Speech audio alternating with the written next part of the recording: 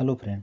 हम लोग 19वीं शताब्दी के सामाजिक और धार्मिक सुधार आंदोलन पढ़ रहे हैं, जिसके अंतर्गत हम लोग आज भारत में निम्न जातीय आंदोलन पढ़ेंगे। इसके पिछले वीडियो में हम लोग ने समाज सुधार के लिए जो अंग्रेज कानून बनाए थे इसके बारे में पढ़ा था, जिसमें से प्रमुख था सती प्रथा निषेध अधिनियम, दास प्रथा उन्मूलन अधिनियम, बाल हत्या निषेध अधिनियम। ये सब प्रमुख था जिसको हम लोग ने अच्छे तरीक़ा से पढ़ लिया। तो हम लोग आज पढ़ेंगे भारत में निम्न जाति आंदोलन। तो चलिए शुरू करते हैं। तो कहा जाता है कि प्राचीन काल से ही लगभग ये उत्तर वैदिक काल से वैदिक काल हम लोग जब पढ़ेंगे तो वैदिक काल में एक पार्ट होता है ऋग वैदिक काल, एक होता है उत्तर वैदिक काल। तो ऋग वैदिक काल में रहता है कि हमारा जो जाति व्यवस्था रहता है वो कर्मधारित रहता है, जो जैसा कर्म करता है वो उस जाति का कहलाता है। लेकिन उत्तर वैदिक काल तक आते आते क्या हुआ कि जो हमारे जाति व्यवस्था था वो जन्मधारित हो गया। तो क्या हुआ कि ये जो है ये जाति व्यवस्था जो है भारतीय समाज में ये तो बहुत पहले से है, प्राचीन काल से ही है। खास करके हिंदू जाति में ये ज़्यादा होता है, उच्च जाति, मध्य जाति, निम्न जाति यानी कि पिछड़ा जाति जिसको एससी कहते हैं। अब ऐसा करने से क्या होता है, और जो उच्च जाति का लोग होता था उसमें वो अपना समाज में वर्चस्व कायम रखता था। वो क्या करता था कि जो छोटे जाति का लोग होता था उसको धार्मिक स्थल पर जाने से, मंदिर जाने से ये संवर्जित करता था कि तुम इस जाति का है, तुम यहाँ नहीं जाएगा। इसी के विरोध में महाराष्ट्र में और दक्षिण भारत में जो भी राज आ जाएगा, और महाराष्ट्र में बहुत ही जोरदार जातीय आंदोलन चला था, जिसमें से प्रमुख है सत्यशोधक समाज। महाराष्ट्र में जातीय आंदोलन, तो महाराष्ट्र में जातीय आंदोलन जो है इसके शुरुआत जो है सबसे पहले ज्योतिबा फुले ने किया। सबसे पहले किसने किया? ज्योतिबा फुले ने। महाराष्ट्र में निम्न जातीय आंदोलन सर्वप्रथम ज्योतिबा फुले ने चलाया था। 1873 ईस्वी में जो ज्योतिबा फुले थे इन्होंने सत्यशोधक समाज की स्थापना की। चूँकि ज्योतिबा फुले जो थे वो माली जाति से थे, तो इन्होंने बताया कि जो हमारा जो है शिक्षा, मैंने ये कहा, उन्होंने कहा कि शिक्षा ही जो है ना ये उच्च जातियों के लिए विरुद्ध हथियार है। मतलब हम लोग पढ़ेंगे, हम लोग उच्च शिक्षा अगर प्राप्त करेंगे तो यही तभी हम उसका मुकाबला कर सकते हैं जो उच्च जाति का है। इसलिए इन्होंने कहा कि शिक्षा को उच्च जातियों के विरुद्ध सबसे बड़ा हथियार बताया। किसने बताया? ज्योतिबा फुले ने। वो जाति क्या थे? माली थे। इसके लिए क्या किए उन्होंने कि ज्योतिबा फुले महाराष्ट्र में जो निम्न जाति के लोग होते थे, जो छोटे जैसे कि एससी हो गया, इसके लिए बहुत सारा विद्यालय बनाया। किसने? ज्योतिबा फुले ने बनाया। और फिर एक पुस्तक की रचना की जिसका नाम था गुलामगिरी। ये भी आई है, पूछ देगा कि गुलामगिरी की पुस्तक की रचना किसने की? तो ज्योतिबा फुले ने की। और ज्योतिबा फुले के पत्नी के नाम था सावित्री बाई फुले। ये सवाल पूछता है एग्जाम में कि ज्योतिबा बाई फुले। देखिए इसमें कुछ ज़्यादा फालतू नहीं है, जो एग्ज़ाम के पॉइंट ऑफ व्यू से है वही है कि मुंबई में सबसे पहले महाराष्ट्र में जातीय आंदोलन सबसे पहले किसने चलाया? ज्योतिबा फुले ने चलाया। सत्यशोधक समाज की स्थापना कब हुआ? 1873 ईस्वी में हुआ। और पूछ सकता है कि किसने शिक्षा को उच्च जातियों के विरुद्ध सबसे बड़ा हथियार बताया? तो ज्योतिबा फुले ने बनाया। ज्योतिबा फुले ने किस पुस्तक की रचना की? तो गुलामगिरी। या तो पूछ सकता है गुलामगिरी पुस्तक की रचना किसने की? तो ज्योतिबा फुले ने। कभी इस का टेस्ट लेंगे, देखिए मज़ा आ जाएगा। अगला है भीमराव अंबेडकर। बाबा साहब इनको इसलिए कहा जाता है, बाबा ने कहता है कोई कि पढ़ लिख के बाबा बन गया, बाबा बनता है, तो बाबा बहुत ज़्यादा पढ़े लिखे थे। निम्न कास्ट होते हुए भी ये बहुत पढ़े लिखे थे। तो क्या हुआ? तो सबसे पहले मुंबई में, तो महाराष्ट्र में जो निम्न जातीय आंदोलन था ज्योतिबा फुले ने स्टार्ट कर दिया। फिर हमारे जो भीमराव अंबेडकर थे इन्होंने भी जातीय आंदोलन महाराष्ट्र में किए। किसके लिए? निम्न जाति के लिए। डॉक्टर अंबेडकर ने जीवन भर जाति प्रथा एवं छुआछूत के विरुद्ध संघर्ष किया। यानी ये जब तक जीवित रहे वो यही चाहें कि हमारे जो समाज में जाति प्रथा चलता है, छुआछूत चलता है, जैसे इनके साथ बहुत छुआछूत हुआ था, इनके साथ बहुत ज़्यादा हुआ था छुआछूत। कहने का मतलब जहाँ क्लास में बैठते थे तो क्लास में बैठने नहीं दिया जाता था, पानी जहाँ से लाता था पानी नहीं या ला, तुम ये नहीं करना है, वो नहीं करना है। तो ये इस चीज़ से भीगा हुआ था, ये भीगे हुए थे, तो इनको कष्ट मालूम था। तब जा कर के इन्होंने क्या किए, पूरे जीवन भर इसको ख़त्म, सोचे कि नहीं जाति प्रथा ख़त्म करके रहेंगे। तब जा कर के जो डॉक्टर भीमराव अंबेडकर थे एक सभा कब बनाया जिसका नाम था बहिष्कृत हितकारिणी सभा।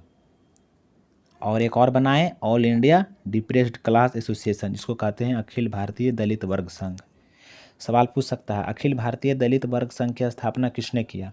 डॉक्टर भीमराव अंबेडकर ने। बहिष्कृत हितकारिणी सभा का स्थापना किसने किया? डॉक्टर भीमराव अंबेडकर ने किया। क्योंकि हम जानते हैं कि डॉक्टर भीमराव अंबेडकर जो थे बहुत विद्वान व्यक्ति थे, और ये भी जानते हैं कि जब हमारा संविधान बन रहा था तब इनको प्रारूप समिति का अध्यक्ष चुना गया था कि प्रारूप समिति का जो है अध्यक्ष यही रहेंगे, इसलिए इनको जो है भारतीय संविधान का निर्माता भी कहा जाता है। किनको? भीमराव अंबेडकर को। चलिए अब हम लोग तो लगभग हम लोग मुंबई महाराष्ट्र में जो हुआ वो 2 गो हुआ, एक ज्योतिबा फुले ने किया, ज्योतिबा फुले ने, और एक ज्योतिबा फुले ने और एक भीमराव अंबेडकर ने। ये चलाए थे सत्यशोधक समाज, ज्योतिबा फुले। गुलामगिरी पुस्तक की रचना की है डॉक्टर भीमराव अंबेडकर। बहिष्कृत हितकारिणी सभा और all India depressed class association, यानी इसको हम कहते हैं हिंदी में अखिल भारतीय दलित वर्ग संघ, इसका स्थापना किए। चलिए अब आगे देखते हैं। अगला है दक्षिण भारत में निम्न जातीय आंदोलन। तो कहा जाता है तमिलनाडु में निम्न जातीय आंदोलन बहुत मुखर रहा। मुखर कहने का मतलब होता है प्रभावी। क्या होता है मुखर मतलब? मुखर मतलब होता है प्रभावी। मुखर मतलब होता है प्रभावी। तो तमिलनाडु में जो निम्न जातीय आंदोलन था बहुत प्रभावी रहा। लगभग 1920 ईस्वी में ई.वी. रामास्वामी नायकर ने आत्मसम्मान आंदोलन चलाया। ये सवाल पूछ सकता है कि आत्मसम्मान आंदोलन किसने चलाया था? तो ई.वी. रामास्वामी नायकर ने। इसके तहत हिंदी देवी देवताओं एवं ग्रंथों का बहिष्कार का आंदोलन चलाया गया था। यानी कि ये जो आत्मसम्मान आंदोलन चला था उसमें क्या था कि हिंदू जो थे देवी देवता और ग्रंथ था हिंदू का, इसका बहिष्कार किया जा रहा था उसमें। इसके लिए आंदोलन चलाए थे। किसने? ई.वी. रामास्वामी नायकर ने। तो बहिष्कार किया जा रहा था, तो इसके कारण जो उनके जो ई.वी. रामास्वामी के जो शिष्य थे इनको पेरियार के नाम से पुकारते थे। पेरियार। पूछेगा कि पेरियार के नाम से किनको पेरियार के नाम से जाना जाते हैं? ई.वी. रामास्वामी नायकर को, जिन्होंने आत्मसम्मान आंदोलन चलाया था 1920 ईस्वी में। तो जाकर के इनका जो शिष्य थे, इनका शिष्य ने ही तमिलनाडु में ही एक और पार्टी की स्थापना की, मतलब एक संस्था की स्थापना की जिसका नाम था जस्टिस पार्टी। जिसका नाम था जस्टिस पार्टी। ये किसने किया था? तो इन्हीं के शिष्य था। और वो कौन कौन थे?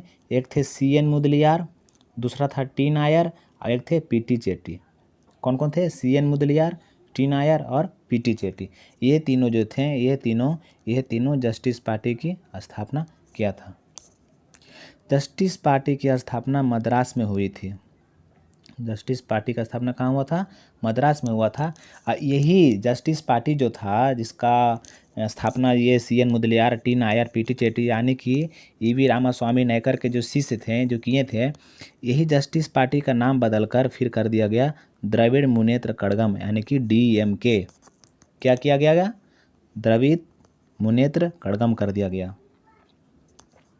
आगे चलकर ये जो DMK था यानी कि द्रविड़ मुनेत्र कड़गम, ये भी 2 भाग में बढ़ गया। एक बन गया DMK ही रह गया, एक बन गया उसी में लगा दिया गया ऑल इंडिया, यानी कि ऑल इंडिया द्रविड़ मुनेत्र कड़गम। ये हो गया ऑल इंडिया द्रविड़ मुनेत्र कड़गम। तो समझ रहे हैं, 2 पार्ट में बढ़ गया। आगे देखते हैं।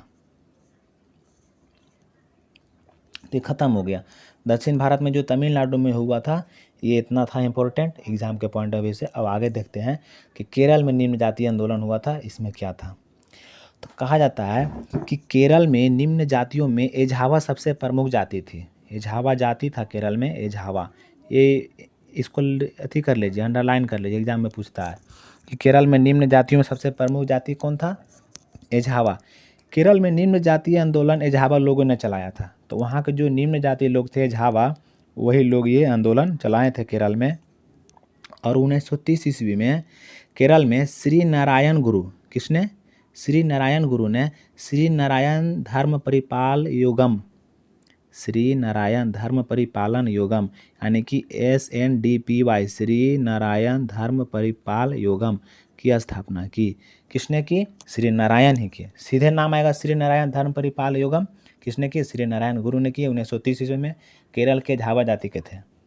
इनका नारा था किनका? श्री नारायण गुरु का, एक जाति, एक धर्म और एक ईश्वर।